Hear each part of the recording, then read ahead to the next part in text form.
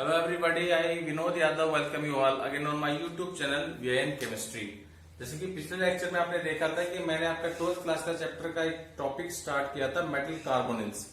आज के इस लेक्चर में भी मेटल कार्बोनिल्स को कंटिन्यू करूंगा और इस लेक्चर के अंदर हम लोग मेटल कार्बोनिल्स की बॉन्डिंग को समझेंगे। ठीक है जी, तो स्टार्ट करते हैं। देखिए, केमिस्ट्री की दो ब्रांचेस हैं, एक्सरे डिफ्रैक्शन और इलेक्ट्रॉन डिफ्रैक्शन। उन दोनों ने बताया कि जो मेटल कार्बोनिल में जो बॉन्ड होते हैं वो दो तरह से हो सकते हैं, या तो ऐसा है या ऐसा है, और जो एग्जैक्ट जो स्ट्रक्चर है वो इन दोनों के बीच में कहीं पे है। ओके, आप इसको समझने के लिए हमें 11th क्लास में थ्योरी पढ़ाई थी आप लोगों को, मॉलिक्यूलर ऑर्बिटल थ्योरी। तो हम इसको समझेंगे पहले, जब ये समझ में आएगी तो स्ट्रक्चर आपको समझ में आ जाएगा। ठीक है, तो देखिए मॉलिक्यूलर ऑर्बिटल थ्योरी के हिसाब से पहले हम सीओ के स्ट्रक्चर को समझेंगे, केवल सीओ वाले पार्ट को, सीओ पार्ट को समझेंगे। ठीक है, सीओ के अंदर सी को हम मानते हैं सेंट्रल एटम, और आपने हाइब्रिडाइजेशन भी पढ़ी हुई 11th क्लास में।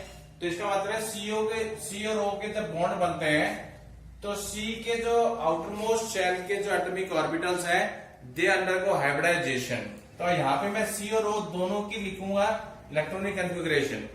तो ये कार्बन है, इसके एटॉमिक ऑर्बिटल हाइब्रिडाइज हो चुके हैं, 6 इसका नंबर है, और इसकी कॉन्फ़िगरेशन कुछ ऐसी आएगी 1s2 2spa2 2sp SPB1 2py1 2pz0। ये होगी कार्बन की कॉन्फ़िगरेशन। कार्बन के केवल सेकेंड शेल के S और P ने हाइब्रिडाइजेशन शो करी और sp हाइब्रिड ऑर्बिटल्स बनाए। एक sp हाइब्रिड ऑर्बिटल को मैंने नाम A कर दिया, दूसरे को B कर दिया। एक में 2 इलेक्ट्रॉन है, एक में 1 इलेक्ट्रॉन है। ये तो होगा कार्बन का केस। ऑक्सीजन के केस की जहां तक बात है उसको देख लीजिए।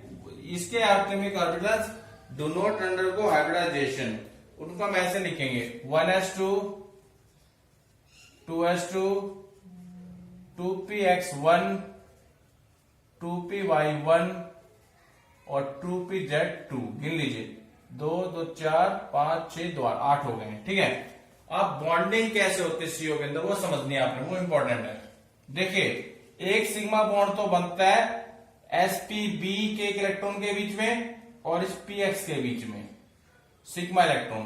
तो आप लिख सकते हैं यहाँ पे थ्योरी में अगर क्वेश्चन आता है कि भाई A sigma bond is formed between 2sp_b1 of carbon and 2px1 of oxygen atom. ठीक है, दूसरा पॉइंट, ये तो पहला पॉइंट हो गया। दूसरा पॉइंट, अब देखिए ये पी वाई ऑक्सीजन का, ये पी वाई कार्बन का, जब इन दोनों में बॉन्डिंग होगी तो पी वाई क्या बनाएंगे, पाई बॉन्ड बनाएंगे। क्या बनाएंगे, पाई बॉन्ड। तो सेकंड पॉइंट आप लिख सकते हैं ए पाई बॉन्ड, ये किसके बीच में बना है, ये बना है 2py1 of carbon and 2py1 of oxygen. Clear. एक बॉन्ड और बनता है इसमें, वो ये बनता है, और कार्बन का जो ये 2pz0 है जो अनऑक्यूप मतलब खाली है बिल्कुल, इसके बीच में, और ऑक्सीजन के ही 2pz2 के बीच में। इस पाई बॉन्ड में जो 2 इलेक्ट्रॉन्स होते हैं वो दोनों के दोनों ऑक्सीजन एटम के द्वारा दिए जाते हैं आपको। तो यहां लिख सकते हैं ए पाई बॉन्ड किसके बीच में बनेगा, ये 2pz empty orbital, 2pz empty खाली था, बिल्कुल 0 था, of carbon and fully filled 2pz2 of oxygen. Okay, ये जो 3 आपके जो बॉन्ड बने हैं ये बॉन्डिंग ऑर्बिटल्स के हैं। ये कैसे ऑर्बिटल्स हैं, तीनों के तीनों, they are known as bonding orbitals. ये मैं सीओ की बात कर रहा हूं, और बॉन्डिंग ऑर्बिटल्स में इलेक्ट्रॉन कितने हैं देख लीजिए आप, 2 तो यहां है, 1 और 1 2, और 1 और 1 2 और 2। ठीक है। तो टोटल इलेक्ट्रॉन्स कितने हैं?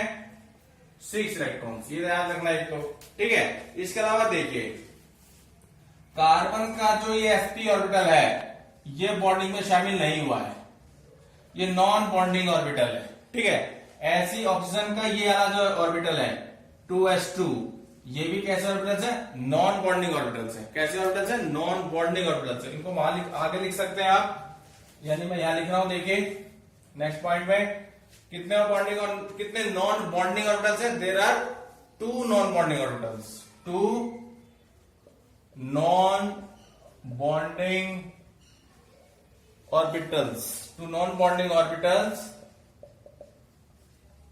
ओके। एक कार्बन का और एक ऑक्सीजन का, आप चाहे तो नाम लिख सकते हैं 2spa 2 एंड 2s2, किसके हैं दोनों?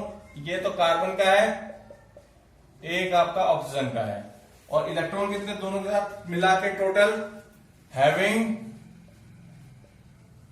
4 इलेक्ट्रॉन्स, ये नॉन बॉन्डिंग इलेक्ट्रॉन्स है। और अगर आप 11th क्लास में जाएंगे और मॉलिक्यूलर ऑर्बिटल डायग्राम देखेंगे CO का, तो वहां पे आपको 3 मिलेंगे एंटी बॉन्डिंग ऑर्बिटल्स। 3 क्या मिलेंगे? Anti bonding orbitals. वो 3 कौन कौन से एंटी बॉन्डिंग वो समझ लीजिए। ये 2 तो पाई है, एक तो है आपका पाई एंटी बॉन्डिंग 2px, पाई एंटी बॉन्डिंग 2py, और एक आपका सिग्मा 2pz। ये एंटी बॉन्डिंग ऑर्बिटल्स हैं, इनमें कोई इलेक्ट्रॉन्स नहीं मिलेंगे डायग्राम में आपको। They have no electrons in them, no electrons in them. ये थ्योरी में क्यों लिखाई है? इस थ्योरी की मदद से हम CO का निकालेंगे बॉन्ड ऑर्डर। क्या निकालेंगे? Bond order. तो बॉन्ड ऑर्डर का फॉर्मूला क्या होता है? बॉन्डिंग इलेक्ट्रॉन्स, बॉन्डिंग इलेक्ट्रॉन्स ऐसे लिख रहा हूं, bonding electrons minus anti bonding electrons upon 2। Bonding electron कितने थे? 6। ये कितने? एक भी नहीं है, कोई इलेक्ट्रॉन नहीं है, 0 अपॉन 2, आंसर है 3। तो 3 का मतलब ये है, ये बॉन्ड ऑर्डर वाला फैक्टर ये सजेस्ट करता है कि जो CO बॉन्ड है वो ऐसा है कुछ, C triple bond O, C triple bond O। C के पास भी एक नॉन बॉन्डिंग इलेक्ट्रॉन है, O के पास एक नॉन बॉन्डिंग इलेक्ट्रॉन है। ये सिग्मा बॉन्ड है, बीच वाला एक पाई बॉन्ड है, ये भी पाई बॉन्ड है, और जो सबसे ऊपर जो पाई बॉन्ड है वो पाई बॉन्ड ये वाला है आपका, जिसमें दोनों इलेक्ट्रॉन O के द्वारा दिए गए हैं।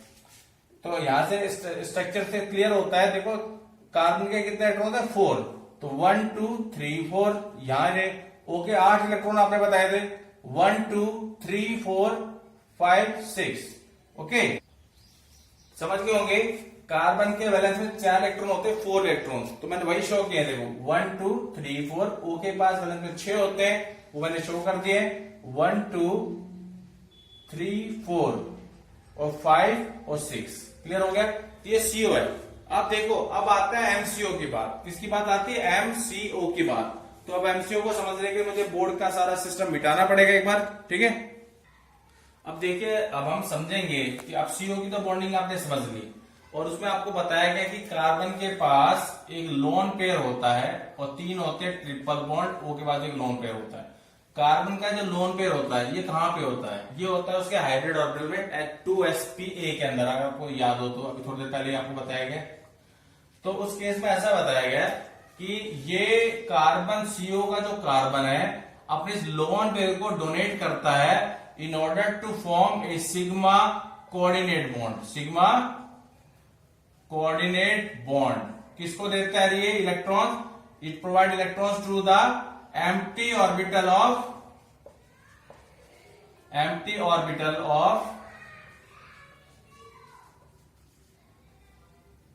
ट्रांजिशन एलिमेंट, जो भी उसके साथ जुड़ना चाहता है,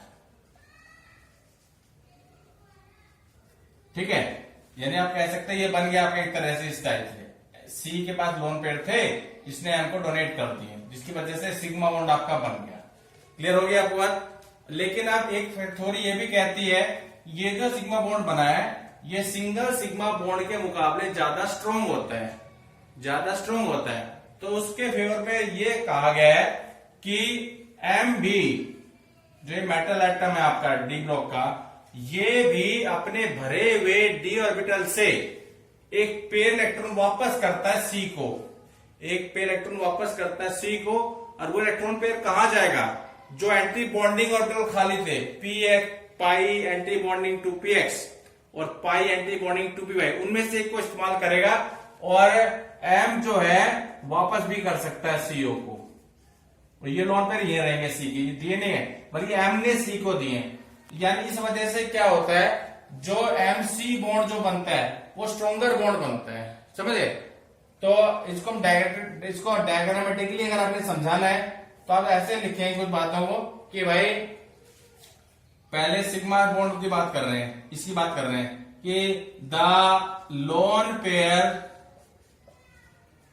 of electrons present in 2spa orbital of carbon are donated to empty hybrid orbital of transition metal in order to form a sigma dative bond या कोऑर्डिनेट बॉन्ड। क्लियर होगी आपको बात यहां तक, ठीक है। अगर इसको डायग्रामेटिकली देखना है तो इसको हम ऐसे बना सकते हैं, देखिए यहाँ पे आप सेंट्रल एटम को एम मान लीजिए, इसका एक खाली ऑर्बिटल यहाँ बना लीजिए इस टाइप से, प्लस माइनस भी होगा, ठीक है। और इसके बगल में आप सीओ को बनाइएगा ऐसे, और इसका ऑर्बिटल ऐसे भरा हुआ आप दिखा देंगे। ये इलेक्ट्रॉन को शो कर रहा है जो लोन पेयर थे वहां पे, जो डोनेट हुए थे इसको, ठीक है। तो जब ये इसको डोनेट करेगा इस खाली ऑर्बिटल को, तो यहां एक बॉन्डिंग ऐसी एस्टेब्लिश होगी आपकी, एम इसी को बना लीजिए पहले, ट्रिपल बॉन्ड वही रहेगा, ये वही रहेगा, और एक आप पूरा ऑर्बिटल ऐसे भरा हुआ दिखा सकते हैं यहाँ पे इस टाइप से। ये जो बॉन्ड बना है ये आपका सिग्मा डेटिव या कोऑर्डिनेट बॉन्ड, ठीक है। लेकिन अब ये जो बॉन्ड जो बनता है एमसी का, ये स्ट्रॉन्ग बॉन्ड होता है as compare to single dative bond. मैंने पहले बताया था।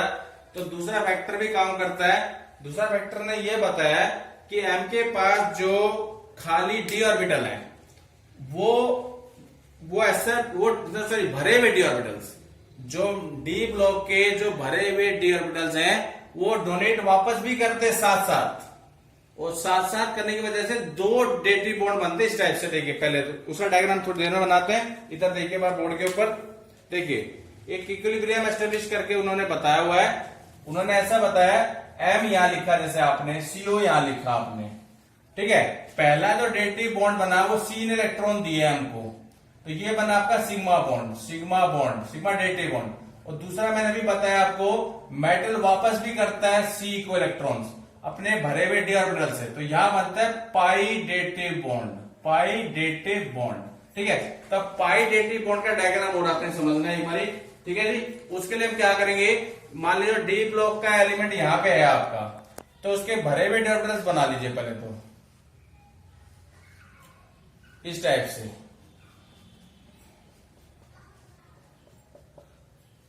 यहां पे एम लिख लीजिए बेशक, ये डी ऑर्बिटल्स हैं। क्या है ये? डी ऑर्बिटल्स, ठीक है। और सी का जो एंटी बॉन्डिंग ऑर्बिटल्स है उन्हें बना ले, एक को बना लेते हैं। देखिए यहाँ पे सीओ लिखा, सी का लोन पे रबी है, यो इसमें दिखाएंगे नहीं, पाई बॉन्ड में डोनेशन नहीं हो रही है। ट्रिपल बॉन्ड बनाइए, ओ के पास भी दिखाइए, ठीक है। और ये खाली ऑर्बिटल इसका दिखा लीजिए एंटी बॉन्डिंग। क्लियर हो गया? ओके। तो ये इसको डोनेट कर रहा है अपने इलेक्ट्रॉन्स मान लीजिए, जिसकी वजह से यहां पे एक पाई बॉन्ड बन जाता है। क्या बन जाता है? एक पाई बॉन्ड बनता है। तो उसको आप ऐसे शो कर सकते हैं,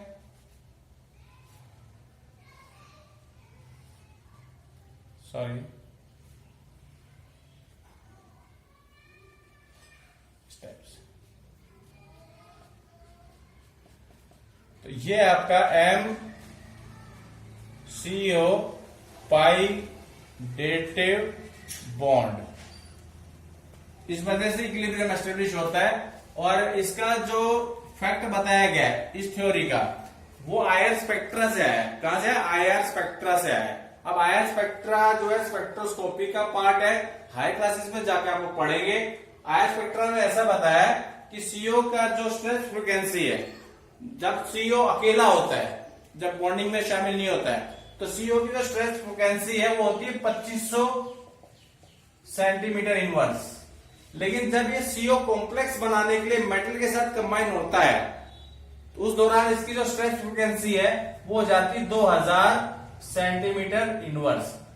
ये एक एक्सपेरिमेंटल फैक्ट है जो बताता है कि एम और सी के अंदर डबल बॉन्ड एस्टेब्लिश हो जाता है। तो समझ गए होंगे आप लोग चाहे बॉन्डिंग को, ठीक है। तो मेन तो इसमें डायग्राम्स के थ्रू आपको बतानी होती बातें। एग्जाम में अगर क्वेश्चन आए तो पूरा ही क्वेश्चन आएगा कि you have to explain the bonding in metal carbonates. तो होपफुली मैंने काफी कोशिश करके आपको अच्छे से बताने की पूरी कोशिश करी है, और ये लेक्चर अच्छा है काफी, अगर आप ध्यान से सुनेंगे तो, ठीक है। और मैं बताया तो एक बात और, इसकी जो थ्योरी आपको मैंने बताई है, ये थ्योरी भी मेरी नहीं है, ये प्रोफेसर गुरदीप राज की मॉडर्न इनऑर्गेनिक केमिस्ट्री की बुक है, वहां से ली गई है, वहां से आपको थ्योरी दी गई है, ठीक है। तो अगर आपको लेक्चर अच्छा लगा हो तो इसे लाइक कीजिएगा, शेयर कीजिएगा, and please subscribe my channel. Thank you very much.